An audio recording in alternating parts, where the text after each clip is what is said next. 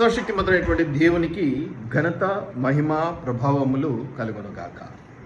మంచి దేవుడు, మన దేవుడు మనకు సజీవ లెక్కలో ఉంచి మరొక అవకాశం ఇచ్చాడు. ఇట్లా మందిరానికి వచ్చి కూర్చొని ప్రార్థించుకునే అవకాశం.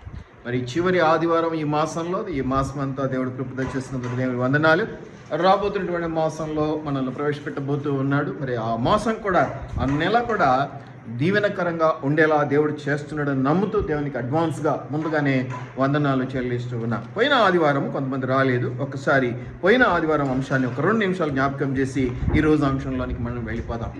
ఈ యొక్క అంశము పోయిన ఆదివారం అయితే మందిరము అంటే చర్చ్ అనేటువంటి అంశాన్ని నేను మీకు జ్ఞాపకం చేశాను. చర్చ్ అంటే ఒక పిక్నిక్ స్పాట్, లేకపోతే ఒక పార్క్. అక్కడికి వచ్చి కూర్చొని ఆనందించాలి, సంతోషించాలి, కష్టసుఖాలు మాట్లాడుకోవాలి, ఇంకా బిజినెస్లు చేసుకోవాలి, లేకపోతే ఆ వ్యాపారాలు ఈ వ్యాపారాలు మనం మాట్లాడుకోవాలి అనేది లేదు. కాబట్టి మనం గమనించినట్లయితే మందిరము అనేది దేవుని మందిరం, గాడ్స్ టెంపుల్ అంటారు. దేవుని మందిరము, దేవుని మందిరం ఏమిటంటే ధ్యానించడానికి వచ్చేటువంటి స్థలము, ప్రజలు ధ్యానించడానికి వచ్చేటువంటి స్థలము. మందిరము అనగానే మనం ఏదేదో అనుకుంటూ ఉంటాం. మన పెత్తనాన్ని చూపించాలి, మన అధికారాన్ని చూపించాలి, లేకపోతే అక్కడ ఏదో ఇంకా రాజకీయం చేయాలి, లేకపోతే ఇంకా ఏదైనా మనం సంపాదించుకునే అవకాశం ఉంటే అక్కడ ఎదగటానికో మట్టుగా వేసుకోవాలి.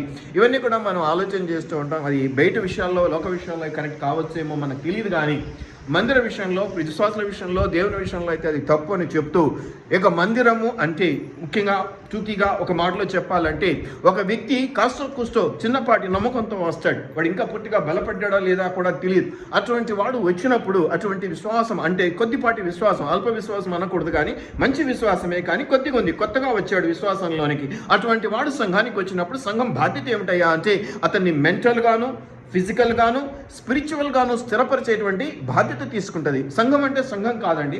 సంఘము అంటే తోటి విశ్వాసులని కావచ్చు, కాపరి, ముఖ్యంగా కాపరికి బాధ్యత ఎక్కువగా ఉంటుంది. ఏ విధంగా అంటే మెంటల్ హెల్త్, మెంటల్గా స్టెబిలైజ్ చేయటము, స్థిరపరచటం అనేది ఒకటి.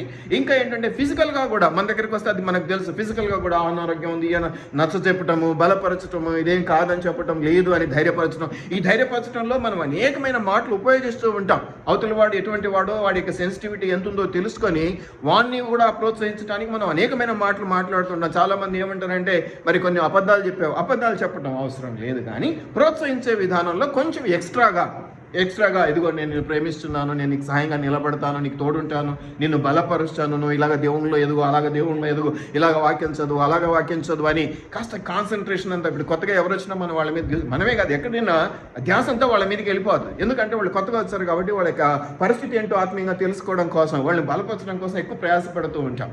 అలాగని పాత వాళ్ళని పక్కన పెట్టడం కాదు, కానీ వాళ్ళు ఆల్రెడీ కొత్త గొప్ప పునాది వేసుకొని ఉంటారు, వేయబడి ఉంటారు కాబట్టి బలపడతారు. కాబట్టి మెంటల్గా, ఫిజికల్గా, స్పిరిచువల్గా స్థిరపరిచే సంఘం పని అది కానుకలు తీసుకునేది కాదు. అవసరమే, ఇవన్నీ కూడా అవసరమే, కానుకలు అవసరమే, ఇంకా మిగతావన్నీ కూడా అవసరమే, ప్రోత్సహించడం అవసరమే. కాబట్టి కూడా అది అవసరం కదా. మీరు ప్రోత్సహించాలి, మీరు బలపరచాలి, మీరు ప్రేమతో అక్కన చేర్చుకోవాలి. నేను కూడా అలాగే మిమ్మల్ని అక్కన చేర్చుకోవాలి, ఆదరించాలి. కాబట్టి మందిరంలో ఈ ట్రాన్సాక్షన్స్ ఎక్కువగా జరుగుతుంటాయి. ఈ జరగటంలో మనం అనేకమైన మాటలు మాట్లాడుతున్నాం. నాకు అవతలోడు స్త్రీయా పురుషుడా నా కంటికి అనవసరం. వాడు స్త్రీ అయినా ఐ లవ్ యూ చెప్తా, పురుషుడైనా ఐ లవ్ యూ చెప్తా.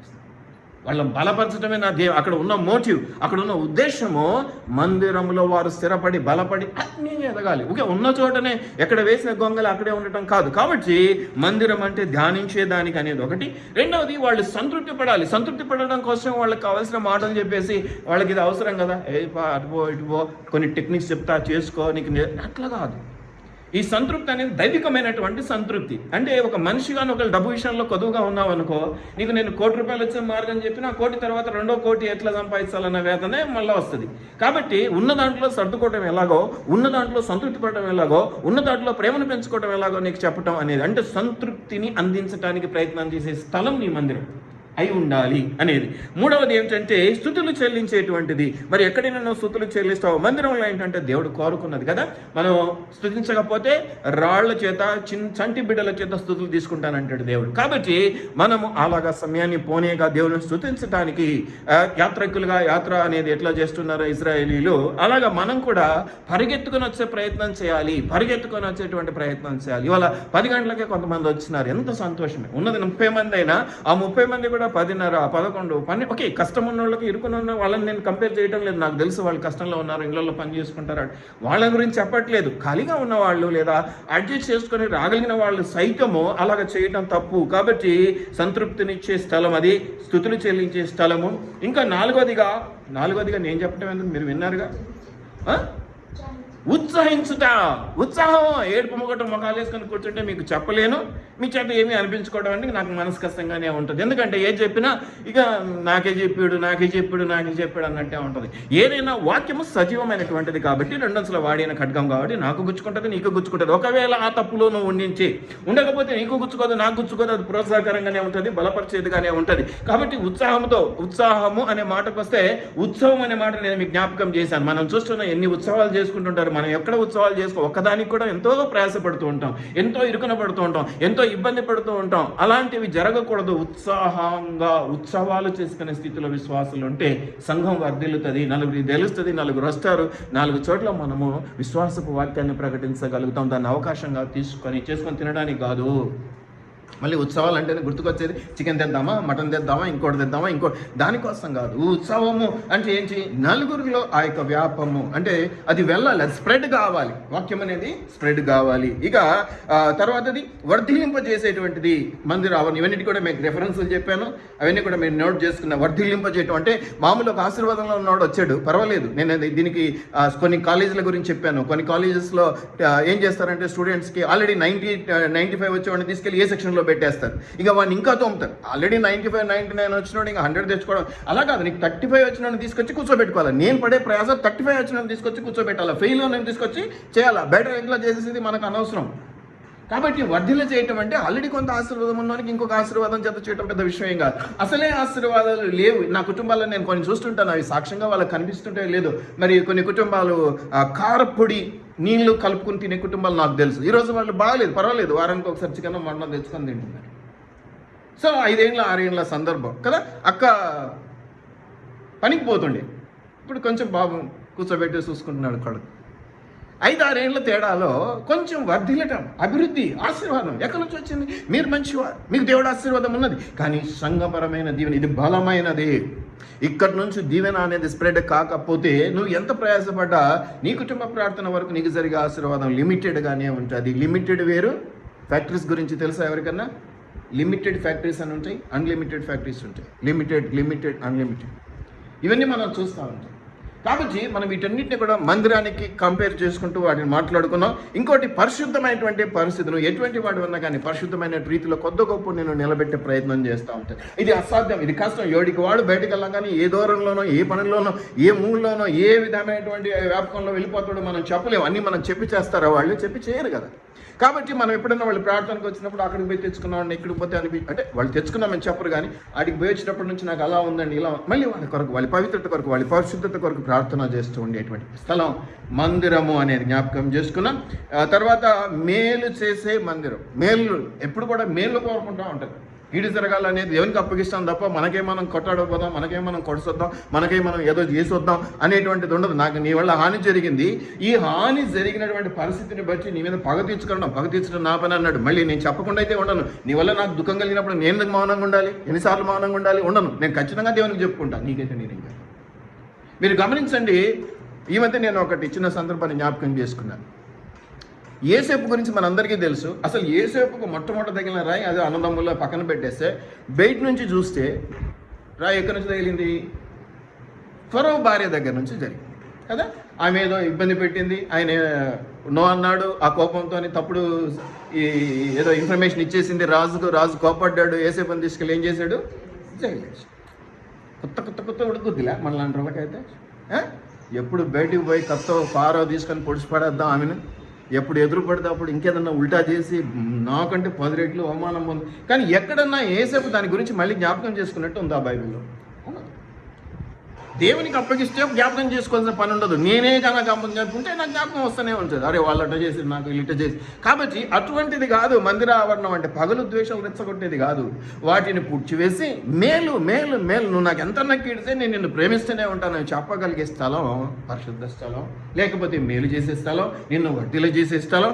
ఇవన్నీ కూడా మనం గమనించినట్లయితే ఇవి మందిరము. కాబట్టి మందిరం అనేది ఏమిటయ్యా అంటే నిన్ను మెంటల్ హెల్త్లో నిలబెట్టగలిగేది, ఫిజికల్ హెల్త్లో నిలబెట్టగలిగేది, వీటన్నిటితో పాటు స్పిరిచువల్ ఆధ్యాత్మికమైనటువంటి హెల్త్లో నిన్ను నిలబెట్టగలిగేది ఈ మందిరం. ఇది బాధ్యత, కాపరి యొక్క మొదటి బాధ్యత ఇది.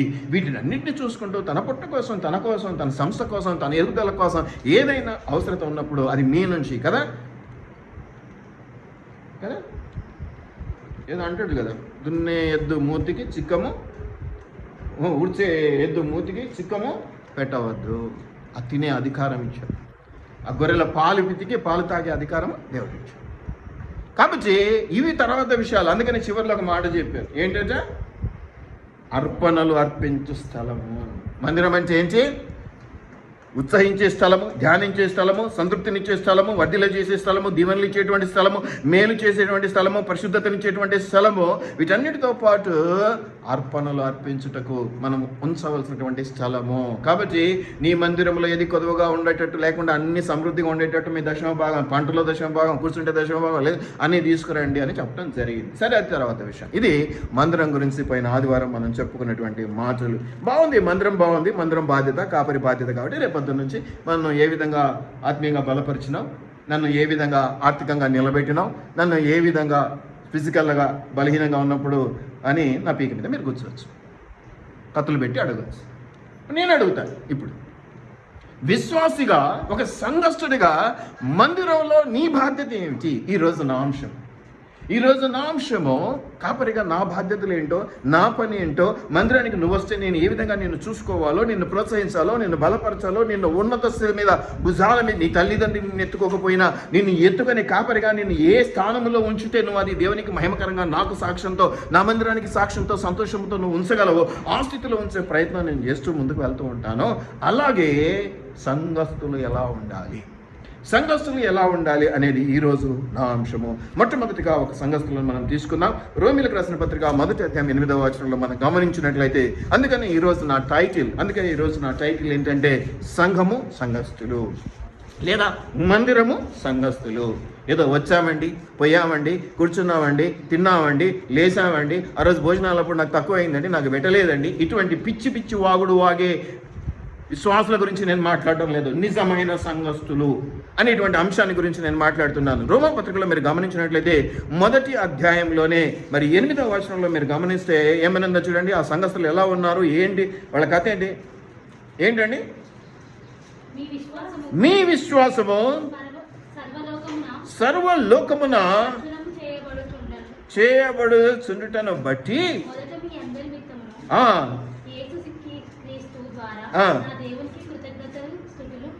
ఈ పౌలుకు ఏమైందో నాకు తెలియట్లా. రోమీల గురించినటువంటి ఒక మాట ఈయన నోట పలుకుతున్నాడు. మిమ్మల్ని కాచే కాపరి మీ గురించి ఒక స్టేట్మెంట్ ఇస్తున్నాడు. మిమ్మల్ని చూసే దేవుడు మీ గురించి ఒక మాట చెప్తున్నాడు. ఏదా దావీదుకు చెప్పినట్టుగా, దావీదా నువ్వు నా హృదయానుసారుడు, మోషే నా ఇల్లంతట్లో నమ్మకమైన వాడివి అని చెప్పినట్టుగానే ఈ పౌలు గొప్పనటువంటి అపోస్తలుడు రోమీలతో మాట్లాడుతున్నటువంటి మాట ఏమిటా మాట అంటే, రోమీలో బలమైనటువంటి విశ్వాసంతో ఉన్నటువంటి వారు రోమా సంఘస్థులు బలమైనటువంటి విశ్వాసంతో ఉన్నటువంటి వారు. ప్రేమైనటువంటి దేవుని బిడ్డలారా, నీకు కాపరి ఎటువంటి సహాయం చేయాలని నువ్వు ఆశపడుతున్నావో, ఎటువంటి బాధ్యత ఉంది కాపరికి అని పోయిన ఆదివారం తెలుసుకున్నామో, అవి చక్కబడాలి, అవి నీ పట్ల నెరవేర్చబడాలంటే మొదట నువ్వు బలమైన విశ్వాసమై ఉండాలి. నీవు ఒక సంఘస్థునిగా నీవు బలమైన విశ్వాసంతో ఉంటే అప్పుడు కాపరి ఏమి చేసినా అది నీకు అంటుతుంది.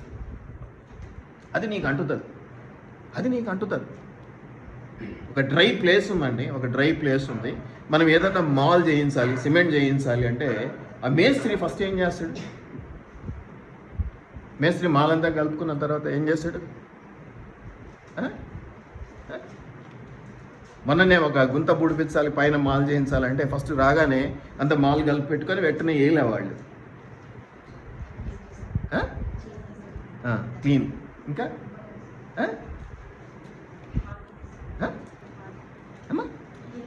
నీళ్ళు పోసేయారు.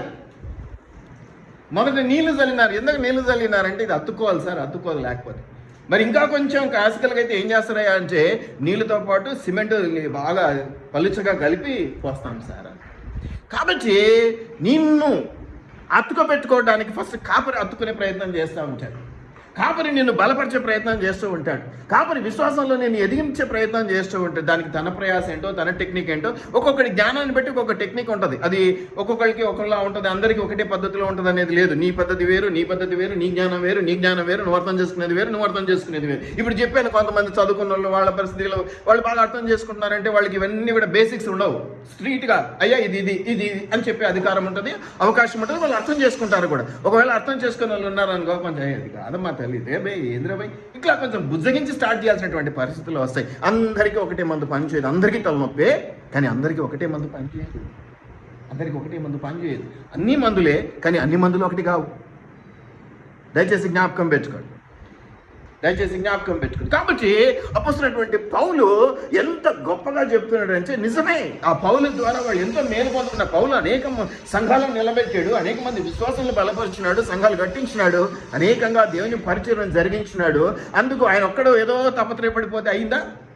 ఆయన ఎక్కడో అలా మూడు మాటలు తిరిగాడు కదా, 3 ప్రదక్షిణలు చేశాడు కదా, 3 ప్రయాణాలు చేశాడు కదా. పౌలు 3 ప్రయాణాలు చేశాడు. ఆ ప్రయాణాలు చాలా గొప్పగా ఉంటాయి. చివరిలో మీరు గమనిస్తే కొన్ని మ్యాప్స్ ఉంటాయి. ఇదిగో అపొస్తలుడైన పౌలు ప్రయాణం చేసిన ప్రదేశములు, ఎందుకంటే ఆ ప్రయాణము చేసినటువంటిది చాలా గొప్ప విషయము.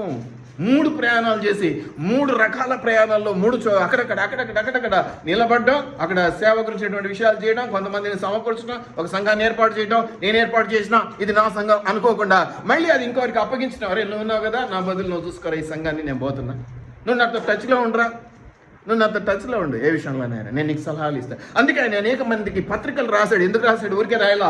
ఆయన పెట్టినటువంటి సంఘాలు కాబట్టి, అయ్యా ఈ సంఘం నీకు అప్పగించిన ఎట్లా ఉంది, ఇదిగో ఇలా విన్నాను. అలాగా రోమీల గురించి విన్నటువంటిది, లేదా రోమీల గురించి ఆయన గ్రహించినటువంటి అంశం ఏంటంటే విశ్వాసములో దిట్టలు, మామూలు దిట్టలు కాదంట. ఎటువంటి దిట్టలు అంట? మీ విశ్వాసము ఎక్కడో రోమాలో రోమీలు ఆ సంఘంలో చూపించినటువంటి విశ్వాసం అమ్మా సర్వలోకం. ఏంటండి ఇంకా పక్క సంఘానికి తెలిసింది నా గురించి అంటే గొప్ప విషయం. అప్పటికే మనం ఉబ్బిపోతాం కదా. నా మంచితనం గురించో, నా పని గురించో, నా సేవ గురించో ఇంకొకరికి తెలిసింది అనగానే నన్ను పట్టుకోలేడు ఆవిడ. ఇంకా సర్వలోకమునకు నీ విశ్వాసము సర్వలోకమునకు తెలియాలి అనేటువంటి తృష్ణ, అనేటువంటి ఆశ కాపరికి ఉంటుంది. పౌలు లాంటి కాపరికి ఉంటుంది, ఖచ్చితంగా ఉంటుంది. నేను పెంచిన మొక్క ఇటువంటి పెద్దది కావాలి, ఇంత ఫలాలు ఇచ్చేదిగా మారాలి. నేను తింటానా లేదా ఆ ఫలాలు నాకు అనవసరం, నాకు అనవసరం. నేను ఇంత ప్రోత్సహిస్తున్నాను, తర్వాత నువ్వు నాకు సాయం, ఎంతోమంది సహాయం పొంది ఉద్యోగాలు పొంది వెళ్ళిపోయిన వాళ్ళు, వాళ్ళంతా మనకి ఇస్తున్నారంటే దశమ భాగాలు, వాళ్ళంతా మనతో ఉంటున్నారా, మనతో మాట్లాడుతున్నారా, మనతో టచ్లో ఉన్నారా? అలా ఉండరు అని నేను ఎంతో మంది గురించి ముందే చెప్పిన సందర్భాలు ఉన్నాయి. వీళ్ళు ఉండరండి ఎక్కువ కాలం మన దగ్గర అని. అలాగని వాళ్ళకి ఏమన్నా ప్రార్థనాపూర్వకంగా అందించే సహాయంలో తక్కువ చేసామా? చేయకూడదు కదా, అది మహాపాపం. మళ్ళీ నా వరకు అయితే, ఎందుకంటే దేవుడు అడుగుతాడు. కాబట్టి మిమ్మల్ని ఎంతసేపు నేను మెంటల్గా, ఫిజికల్గా, స్పిరిచువల్గా నిలబెట్టే ప్రయత్నం, నిలబెట్టడమే కాదు కొంచెం లావు చేసే ప్రయత్నం, కొంచెం బలపరిచే ప్రయత్నం చేయాలి. అలా చేయాలంటే మొట్టమొదటిగా నేను ఈ మాట మీ వైపున చెప్పగలిగే ధైర్యం నాకు ఉండాలి. ఆయన కొట్టేస్తాడండి మంచి విశ్వాసతను అనగలిగే స్థితి నాకు ఉండాలి. రోమీల గురించి పౌలు ఆ మాట అంత మామూలు కూడా కాదు, సర్వలోకమునకు ప్రచురము చేయబడుతుండుటను బట్టి. ఆల్రెడీ ఆయన ఏం చేయట్లంటే ఆల్రెడీ స్ప్రెడ్ అయిపోతూ ఉంది, ప్రచురము చేయబడుతుంది అని ఆల్రెడీ జరిగిపోతుందంట. పలానోళ్ళు పలానా సంఘస్థులు గట్టి విశ్వాసులు మంచి విశ్వాసులు అని తెలియకుండానే మరి వీళ్ళేం చెప్పుకోవట్లా, వీళ్ళు ఓన్లీ వాళ్ళ విశ్వాసాన్ని బలంగా పట్టుకుని అలాగే ప్రవర్తిస్తున్నారు. అలాంటి విశ్వాసం నువ్వు కనపరుస్తే ఖచ్చితంగా నువ్వు చెప్పక్కర్లా, నువ్వు అడ్వర్టైజ్ చేసుకోక్కర్లా కదా, చేసుకో. మనం ఏదన్నా తిండి బాగుందంటే తినంగానే తిండి బాగుందని మనమే నలుగురికి చెప్తాం. రుచి చూచి ఎరిగి తిని యెహోవా ఉత్తముడు అని పాట పాడతాం కదా. రుచి చూచి తెలుసుకున్నటువంటి నీవు నీ ప్రవర్తన ద్వారా, నువ్వు దేవుని మహింపరచడం ద్వారా నువ్వు ఎలా ఉంటావో అది గ్రహించగలిగితే నువ్వు చెప్పక్కర్లేదు, నువ్వు పాంప్లెట్లు పంచక్కర్లేదు, స్వార్థ సేవకు ఆ ఊరికి ఈ ఊరికి వెళ్ళి తనులు తిని రాక్కర్లేదు, అవసరత లేదు. చక్కగా నీ ప్రవర్తన, నీ విశ్వాసాన్ని బట్టి వాళ్ళే గ్రహిస్తూ ఉంటారు. కాబట్టి మొట్టమొదట మరి సంఘస్థులు ఎలా ఉండాలి? మొదటి పాయింట్ అమ్మా గట్టిగా చెప్పాలి, విశ్వాసము. మామూలు విశ్వాసమా? బలమైన విశ్వాసం. ఎంతవరకు వెళ్ళాలి నీ విశ్వాసం యొక్క ఎఫెక్ట్? వేడి సర్వలోకానికి. నీ పొరుగు వారికి తెలుసా నువ్వు మంచి విశ్వాసమని, నువ్వు మంచి దేవుని బిడ్డవని తెలుసా? జ్ఞాపకం చేసుకో ఎక్కడున్నావు. ఇప్పుడు నిన్ను నేను బలపరచాలంటే ఎంత ఆయాసం, ఎంత దుఃఖం, ఎంత బాధ, ఎంత బరువు. నాకు ఆల్రెడీ ఎక్కాలన్న ఉత్సాహం ఉన్నోడిని పైకి లేపటం పెద్ద కష్టమేం కాదండి. ఆల్రెడీ వాడు జంప్ చేస్తున్నాడు, నేను వెళ్ళి అట్లంటే ఎగిరి కూర్చుంటాడు పైన. నేను కూర్చోను, నేను ఎగరనని అట్లా చక్కల మూల వేసుకొని తిష్టేసుకొని కూర్చున్నాను. నేను పైకి లేపాలా, గోడ మీద కూర్చోబెట్టాలంటే నాకు ఎంత ప్రయాసం అండి.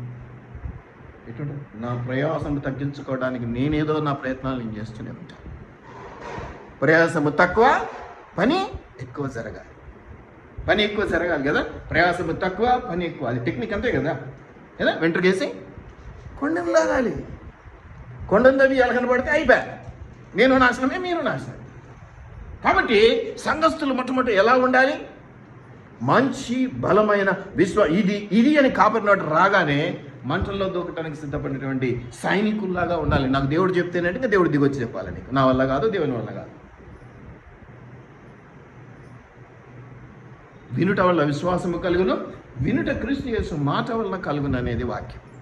కాబట్టి మంచి మంచి మంచి మంచి విశ్వాసంతో ఉన్నటువంటి రోమీయులను, ఇది ఎవరి గురించి చెప్తున్నాడంటే రోమీలకు రాసిన పత్రిక, రోమీలకు చెప్తున్నాడు, రోమా సంఘానికి చెప్తున్నాడు, రోమాలో ఉన్న సంఘస్థులకు చెప్తున్నాడు, రోమా విశ్వాసులకు చెప్తున్నాడు. ఏమిటంటే అయ్యా, మీ విశ్వాసం సర్వలోకానికి ప్రచురపడుచున్నది.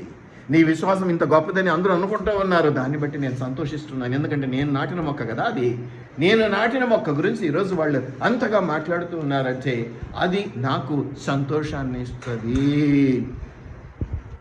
అని ఇక్కడ చెప్తున్నాడు. ఇక రెండవ మాట ఏంటంటే, 2వ తెస్సలోనికైలో 1:3 మీరు గమనించినట్లయితే తెస్సలోనిక సంఘానికి రాస్తున్నటువంటి పరిస్థితి అక్కడ మనం చూస్తున్నాం.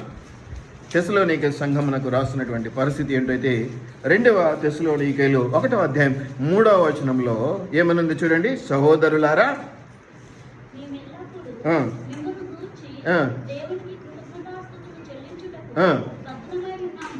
బదులమైన మిమ్మల్ని బట్టి మేము థ్యాంక్స్ చెప్తున్నాం దేవునికి. ఎందుకంటా మీకేం జరిగింది?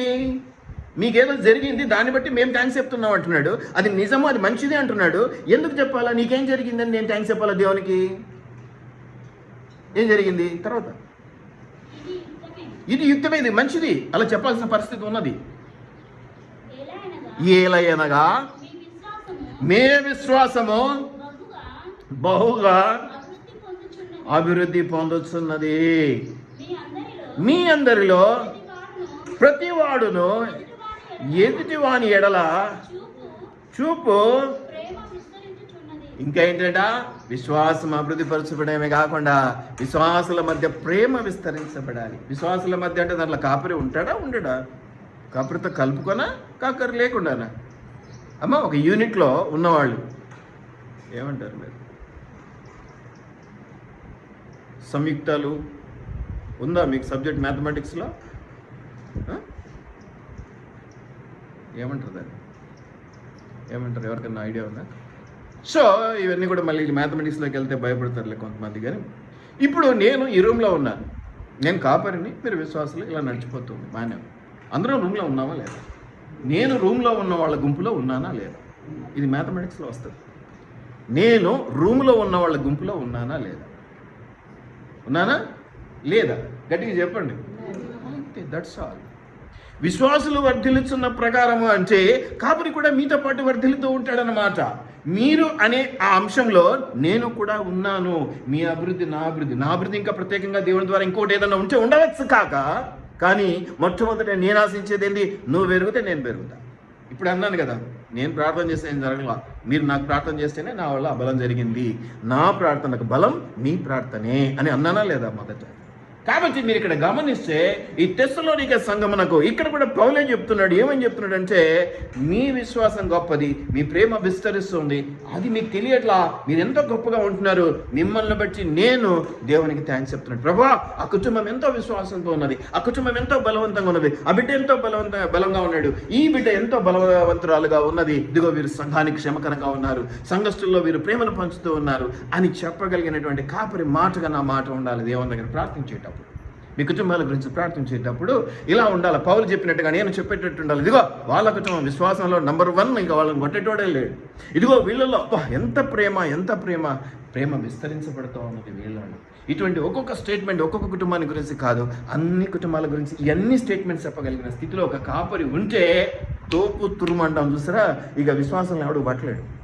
అది ఆశీర్వాదం బలం అంటే, అది ఆశీర్వాదం అంటే. కాపరిని ఉపయోగించుకోవడమే కాదు, కాపరికి ఎలా ఉపయోగపడాలి, కాపరి ద్వారా ఎలాంటి ఆశీర్వాదం తీసుకోవడమే కాదు, ఆశీర్వాదం నీకంటాలంటే నువ్వేం చేయాలి.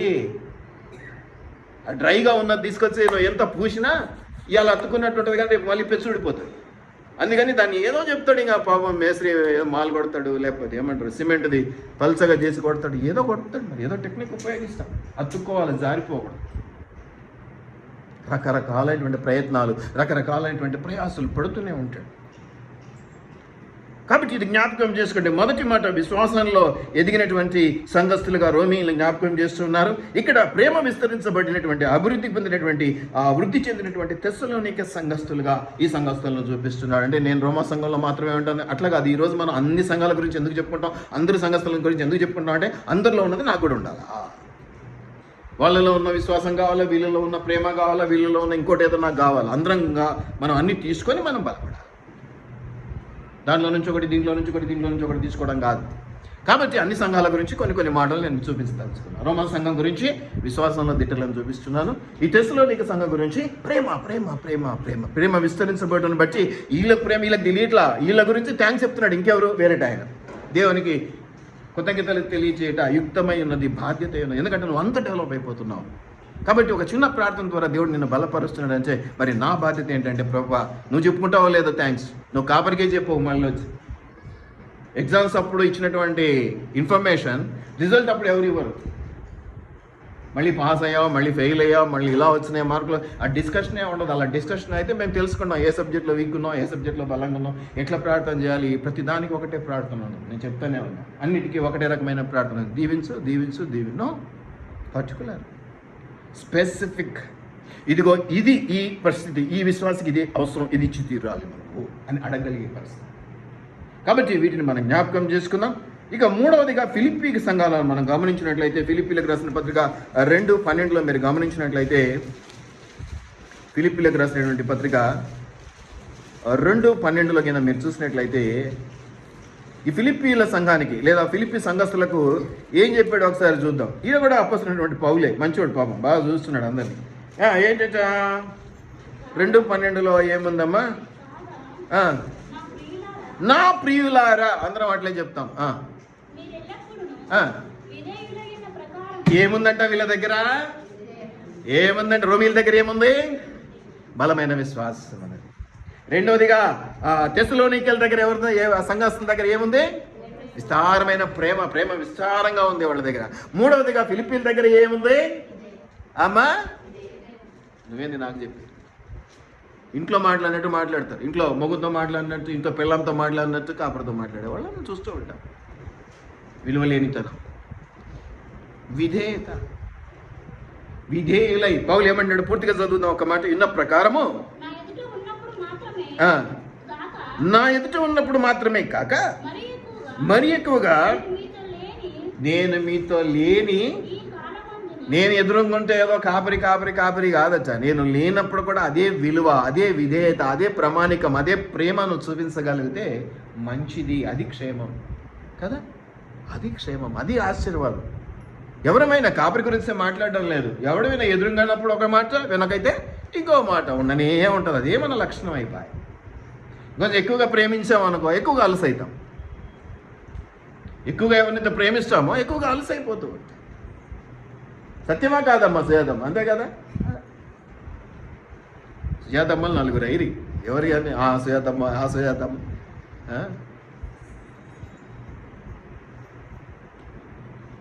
దేవునికి వందనాలు. అది కుదరదంటాడు. నేను ఉన్నప్పుడు ఎటువంటిది ఉందో, నేను లేనప్పుడు కూడా నా వెనక కూడా అదే ప్రామాణికం. ఏం చచ్చా, నీ విధేయత. కాబట్టి సంఘస్థులు ఏముండాలి, విశ్వాసం ఉండాలి, ప్రేమ ఉండాలి, విధేయత ఉండాలి అనేది మనకు దేవుడు చూపిస్తున్నటువంటి అంశం. దీన్ని మనం జ్ఞాపకం చేసుకోవాలి. ఇంకా చక్కటి మాట ఉన్నది, ఇంకేమిటమ్మా, నా ఎదుట ఉన్నప్పుడు మాత్రమే కాక మరి ఎక్కువగా. మరి నా ఎదుట ఉన్నప్పుడే తక్కువ ఉండాలా, నేను లేనప్పుడు ఇంకా ఎక్కువ ఉండాలా నా మీద మర్యాద, నీకు నా పట్ల విధేయత ఇంకా ఎక్కువ ఉండాలి. ముఖ్యంగా నా పట్ల కాదు, సంఘం పట్ల, ముఖ్యంగా దేవుని పట్ల ఆ విధేయత ఎట్లా ఉండాలి, ఉంటే ఒకరుంటే ప్రభా ప్రభా ప్రభా, ఒకరు లేకపోతే ప్రభా ప్రభా ప్రభా. ఇట్లుండకూడదు. ఇంకా ఏమంటున్నాడమ్మా, పూర్తి చేయరా. ఈ కాలమందును మేమా ఈ కాలంలో భయం లేదు, భక్తి లేదు. కానీ ఏమంటున్నాడు పౌలు ఈ యొక్క ఫిలిప్పీల విషయంలో ఏమంటాడంటే భయముతోను. ఇది ఎంతమంది వచ్చి కూర్చున్నారు వణుక్కుంట? ఎంతమంది వచ్చారు?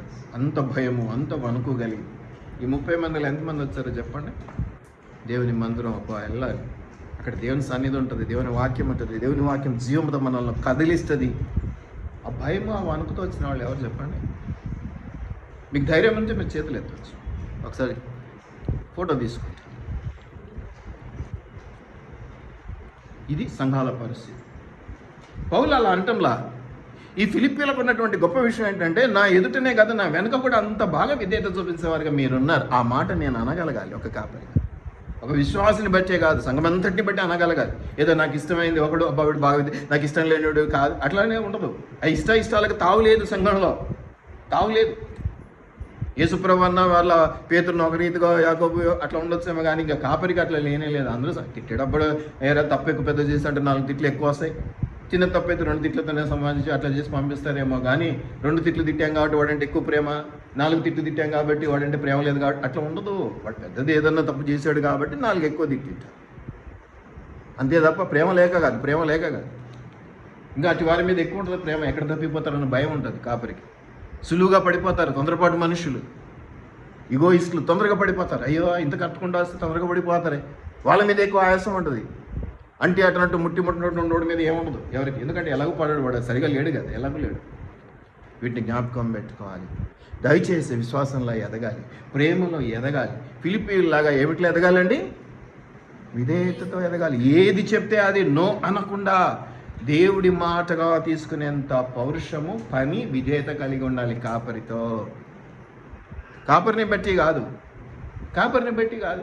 కాపరి ద్వారా దేవుడు జరిగిస్తున్న కార్యమును బట్టి. కాపరి అంటే ఎలాగో విలువ ఉండదు, ఎందుకంటే ఆయన మనిషే కదా, మీతో పాటు తింటూ తాగుతూ ఉన్నాడు. అందుకే కదా యేసుప్రభు అన్నాడు, అలా వచ్చినటువంటి ప్రవక్తలను మీకు విలువించారు, ఇవాళ నేను మీతో తింటూ ఉన్నాను తాగుతున్నాను కాబట్టి మీరు నాకు విలువ ఇవ్వట్లేదని యేసుప్రభు అన్నాడు కాబట్టి మీరు నాకు విలువిస్తారని నేను అనుకోను. కానీ దేవుని కార్యంలో, దేవుని పనిలో ఏదైతే మీకు చెప్పబడుతున్నదో ఆ పనికి విధేయత చూపిస్తే నాకు చూపించినట్టు. అంతేనా? ఒక పని చెప్పినప్పుడు ఎస్ సార్ అని చేస్తూ ఉన్నారంటే ఎవరికి విలువ ఇచ్చినట్టు? మీరు నాకు విలువ ఇచ్చినట్టు.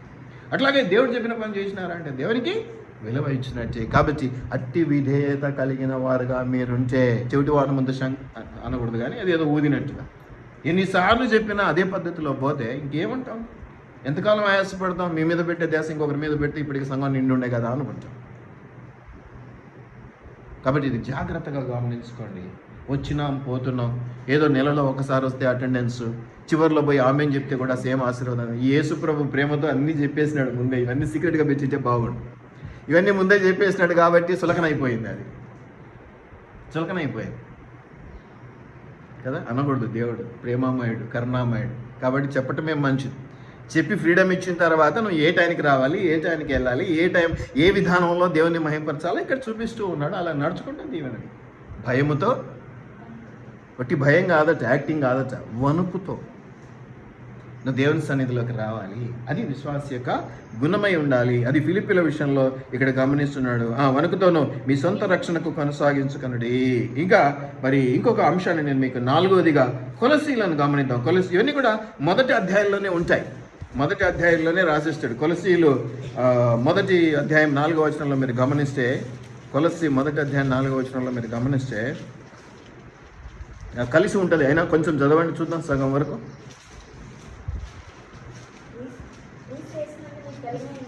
క్రీస్తు చేసినందు మీకు కలిగి ఉన్న విశ్వాసము గురించి వాయమ్మ, ఒకటి కాదు 2 ఉన్నాయి ఈయన దగ్గర. ఒకటి ఏమిటమ్మా? విశ్వాసం ఉన్నది, ప్రేమ ఉన్నది.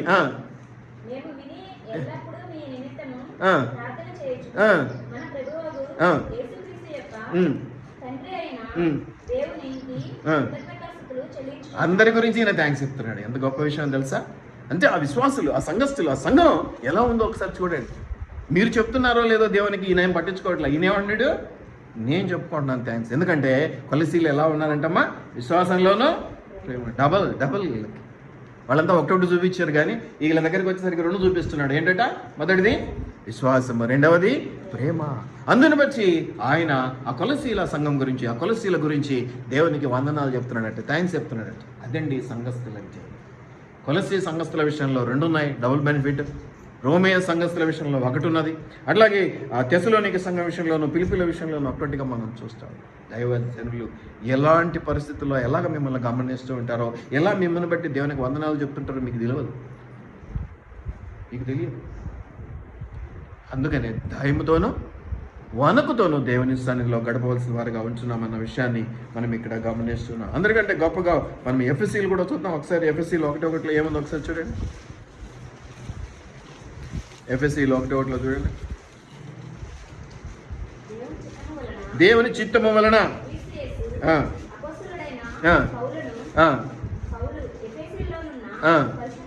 పరిశుద్ధులను ఎవరి యందు? క్రీస్తు యేసునందు విశ్వాసులు. వీరి విశ్వాసం ఎంత గొప్పదో చూడండి. ఎంతమంది దగ్గర విశ్వాసాన్ని గమనిస్తున్నాడు, ఎన్ని సంఘాల దగ్గర దేవుని ప్రేమను గమనిస్తూ ఉన్నాడు, ఎన్ని సంఘాలు వర్ధిల్లటాన్ని దేవుని యొక్క ప్రేమను బట్టి జరుగుతున్నదో చూస్తూ ఉన్నాడు. వాళ్ళందరినీ బట్టి ఆయన దేవునికి థ్యాంక్స్ చెప్తూ ఉన్నాడు. ప్రభువా, ఇదిగో నేను అడగలేదు, కానీ నువ్వు వాళ్ళకి ఇచ్చావు, వాళ్ళకి ఇచ్చిన దాన్ని బట్టి నీకు వందనాలని కాపరి చెప్పగలిగిన స్థితిలో ఉంటే ఎంత గొప్ప ఆశీర్వాదం అండి. కాపరి అడుగుతాడు మీకు లేని విషయాల్లో, అవయా ప్రభు వాళ్ళకి అది లేదంటే ఈ అని అడుగుతాడు, అందులో తప్పేం లేదు. అడగకముందే ప్రభు వాళ్ళకి ఇస్తున్నాడంటే కాపరి ఊరుకోడు. దాన్ని బట్టి దేవునికి వందనాలు చెప్తా ఉన్నాడు. ప్రతి చోట కృతజ్ఞతాస్తుతులు చెల్లించి తిని అని పౌలు చెప్తా ఉన్నాడు. పౌలు ఒక కాపరి సంఘాలను స్థాపించినాడు, అనేక చోట్ల విశ్వాసంలో బలపరిచినాడు. అటువంటి కుటుంబాలను, అటువంటి సంఘాలను అనేక విషయాల్లో ప్రోత్సహించడానికి అనేకమైనటువంటి లెటర్స్ రాసినాడు. పత్రికలు అంటారు, పత్రికలు. అందుకే పౌలు పత్రికలు ఎన్ని ఉన్నాయండి? చాలా ఉన్నాయి. న్యూ టెస్టిమెంట్ అంతా కూడా పౌలు పత్రిక లేదు. అక్కడ సంఘం పెట్టి వదిలేయటం కాదు. ఆ సంఘస్థులు ఎలా ఉన్నారు, ఏమిటి, ఇది విన్నాను, అది విన్నాను, మంచివైతే మంచివి చెప్పాడు, చెడ్డవైతే చెడ్డవి చెప్పాడు. అయ్యా మీరు పడిపోయారంట, మీరు కొట్లాడుకుంటున్నారంట, మీరు పెత్తనాల కోసం పోరాడుతున్నారంట, మీలో మీరే భోజనాల కోసం కొట్లాడుకుంటున్నారు. అవి కూడా ఉన్నాయి సార్, అవి కూడా ఉన్నాయి. నేను వాటిని గుర్తు చేయట్లా, అవి ఎక్కడైనా ఉంటాయి. అటువంటి గ్యాంగ్ ఉంటుంది, చెరగొట్టే గ్యాంగ్. వాళ్ళతో మనకు అవసరంలా కదా. మనకు కావాల్సిన విశ్వాస గ్యాంగ్ ఇది. ఈ గ్యాంగ్లో నువ్వున్నావా, నేనున్నానా చూసుకుంటే చాలు. చెడగొట్టే గ్యాంగ్ గురించి మనకు అవసరంలా, చెడగొట్టే గ్యాంగ్ల గురించి మనకు అవసరంలా. అవి ఉన్నాయి బైబిల్లో కూడా. సంఘానికి చీడపురుగులుగా, సంఘానికి ఇంకేదోగా బట్టి భోజనాల గురించి, వీటి గురించి ఆశపడి. అందుకే ప్రతి సంఘంలో ఈ రోజుల్లో నేను చూస్తూ ఉన్నాను, భోజనాలు ఏర్పాటు చేస్తూ ఉన్నారు. ప్రతి ఆదివారం నేనేదో నెలకు ఒక ఆదివారం ఏమో, ఆ బల్ల ఉన్న ఆదివారం ఏమో ఎక్కువ మంది వస్తారు అని కాదట, భోజనాలు అంటే. ఈ మధ్యకాలంలో కొన్ని సంఘాలు నన్ను కూడా పిలుస్తున్నాయి. అయిపోయిందా, ఖాళీగుంటా మేము వచ్చి భోంచేసిపోకూడదు. ఇక్కడున్న సంఘాలు అన్నీ దగ్గర సంఘాలు, వాకబుల్ డిస్టెన్స్. సో అది కాదనేది మనకు తెలుసు. ఇంకా 1 కొరింథీయులు 3:3. ఈ కొరింథీ సంఘం ఎలా ఉందో ఒకసారి చూడండి. 1 కొరింథీయులు 3:3. 1 కొరింథీయులు 3:3.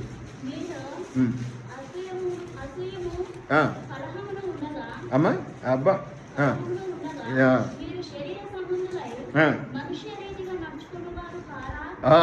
ఇక్కడ ఈ సంఘస్థులకు బాగా వాత పెట్టాడు. ముని మధ్య కూడా కొరింథీ సంఘం గురించి చెప్పాను నేను. అది బార్డర్లో ఉంటుంది, దానికి పడవలు వస్తుంటాయి, వ్యాపారం బాగా జరుగుతుంటుంది. కాబట్టి చాలా ఇబ్బందికరమైనటువంటి పరిస్థితి ఈ కొరింథీ సంఘంలో ఉన్నది. అందుకే ఆ కొరింథీ సంఘానికి రాస్తున్న స్త్రీలు ముసుగేసుకోవాలి, ఇంకా ఏదేదో చాలా రూల్స్ అండ్ రెగ్యులేషన్స్ చెప్పాడు అని చెప్పడం జరిగింది. ఇక్కడ ఏమంటాడంటే ఈ సంఘంలో వాత పెట్టాడు. ఏం వాత పెట్టాడమ్మా? ఏముందంట? అసూయ. వాడు పెత్తనం ఇస్తే వీనికి కోపం, వీని పెత్తనం ఇస్తే వానికి కోపం, వాడు కొట్లాడుకుంటుంటే కాపరికి బాధ. వాళ్ళిద్దరిని సంపాదన చేయలేక కాపరి వీని దగ్గర వీని మాట, వాని దగ్గర వాని మాట చెప్పాలంటే అది జరిగే పని కాదు. అది జరగన్నాడు వెళ్ళిపోతూ ఉంటారు. ఇవన్నీ కూడా మనం ఫేస్ చేస్తూనే ఉంటాం మన యొక్క లోక రీతిగా నడిచేటువంటి పరిస్థితుల్లో. మొట్టమొదట ఏం ఉండకూడదు అనేది మనకి ఇక్కడ చెప్పేసినట్టే చెప్పాడు. ఏం చెప్పాడమ్మా కొరింథీ సంఘానికి ఏం చెప్పాడు? గట్టిగా చెప్పింది అక్క. అసూయ. ఒకరితో ఇది చేస్తే వాడికి మంట, ఒకరితో ఇది చేస్తే ఒకరికి మంట, ఒకరికి వంట ఇస్తే ఒకరికి మంట, ఒకరికి పంచడం ఇస్తే ఇంకొకరికి మంట. అసూయలు. ఇంకా కలహములు. మామూలుగా అసూయలే కాదు, ఇంకా మీరు ఇక్కడ చూస్తున్నారు కొన్ని సంఘాలలో కొట్టుకునే పరిస్థితి ఉంటుంది. కొట్టుకునే పరిస్థితి, తిట్టుకునే పరిస్థితి, గ్రూపులు అయ్యే పరిస్థితి, ఒకవేళ కాపర్లు ఇద్దరైతే ఒక కాపరి ఇటువైపు, ఒక కాపరి అటువైపు ఉండేటువంటి పరిస్థితులను మనం చూస్తూ ఉంటాం. ఎవరి కోసమండి ఈ పోరాటం? ఎవరి కోసం? ఎవరి కోసం? వాడు వీడిని గొప్ప చేయాలి, వీడు వాడిని గొప్ప చేయాలి, వాళ్ళిద్దరిని గొప్ప చేయకపోతే కాపరితో ఇబ్బంది, అసూయ, కలహం అంటే చిన్న చిన్న గొడవలు ఏదో అనుకుని ఉండగా మీరు శరీర సంబంధులై మనుష్య రీతిగా నడుచుకొనిస్తున్నారు. ఏదో పెద్ద పెద్దవి అవసరంలా, చిన్న చిన్నవి చాలట. ఒకటే మాట, ఇది మంచి మాటనా, పొగడుతున్నా, వాళ్ళకి చెప్పినట్టేనా? మీ విశ్వాసాన్ని బట్టి సర్వలోకం అబ్బబ్బబ్బా నేను దేవునికి థ్యాంక్స్ చెప్తున్నా, అబ్బా మీ ప్రేమను చూసి అబ్బా నేనే ఫ్లాట్ అయిపోయినా నేను దేవునికి థ్యాంక్స్ చెప్తున్నా, అబ్బా నీ విధేయత అబ్బబ్బబ్బా నాకు భరించలేను అంత గొప్ప విధేయత నేను దేవునికి థ్యాంక్స్ చెప్తున్నా అన్నాడు అన్ని సంఘాల విషయంలో పైన. ఇక్కడ ఈ సంఘం, కొరింథీ సంఘం విషయంలో ఏమన్నాడు?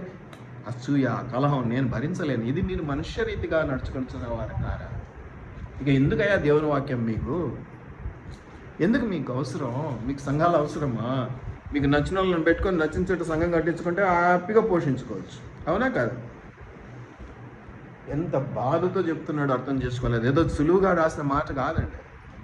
ఒక కాపరి ఎంతసేపు ఈ విధంగా వర్ధిల్లాలి జనాలని కోరుకుంటూ ఉంటాడు. అలా కాకుండా ఎంతగా విసిగిపోయితే ఇదిగో మీరు మనుష్య రీతిగా శరీర రీతిగా నడుచుకొనిచున్న వారు కారా అని ఒక హెచ్చరిక అనుకోండి, ఒక కటువు మాట, కఠినమైన మాట అనుకోండి మాట్లాడుతున్నటువంటి పౌలులు, అదే పౌలు ఇక్కడ ఈ మాట కొరింథీయులు ఎలా ఉన్నారో ఒక్కసారి జ్ఞాపకం చేసుకోండి.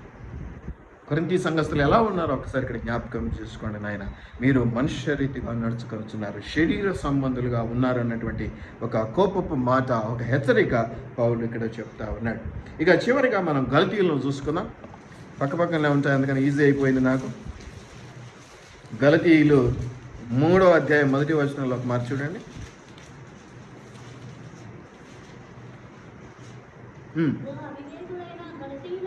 అవివేకులుగా ఉన్నటువంటి వారు, వివేకము లేదు వీళ్ళకి